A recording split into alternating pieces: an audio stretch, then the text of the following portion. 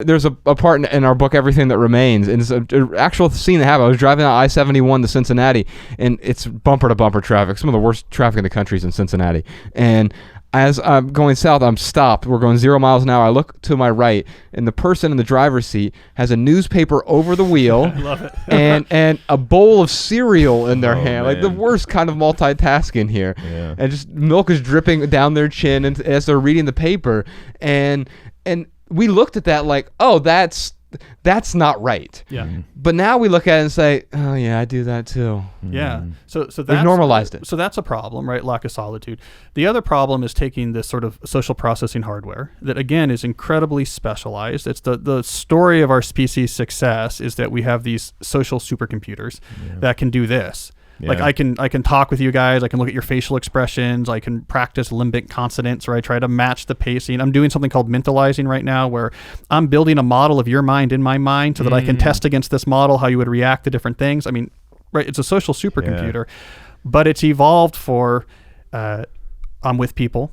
You know, people I've known for a long time. We're in person. We're interacting. This just messes with it. Yeah. It doesn't know how to deal with like a comment, you know, like a bad tweet or something like that, right? Because I mean, we treat it as if the person's right across because from our us. brain doesn't know the difference, right? Yeah. So it's like, oh my God, like someone in my tribe is really mad at me. Like I'm going to get a spear in the back, like red alert, right? Right. But it's some rando on Twitter, or the likes coming in, that I get more likes or not likes. Our brain is seeing this as like we're around the campfire and I can see that, you know, the tribe mates are unhappy with me. Like this is a serious issue, right? I need to manage the social dynamic.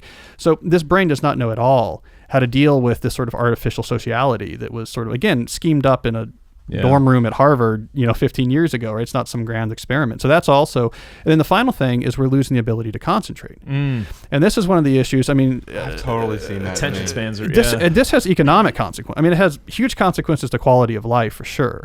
If you can't just be present in a moment, you can't concentrate on something that you're seeing, if you can't concentrate in conversation, it's having economic consequences. I mean, non-industrial productivity metrics have been stagnant throughout this last 10 years of all this technological innovation. We have a whole generation of people entering the workforce that are incredibly uncomfortable with sustaining attention at the same time that our economy is shifting more and more towards the thing we do is have brains concentrate and produce value. We're going towards this high level knowledge economy where this is like the most important resource we have. This is our oil fields, right?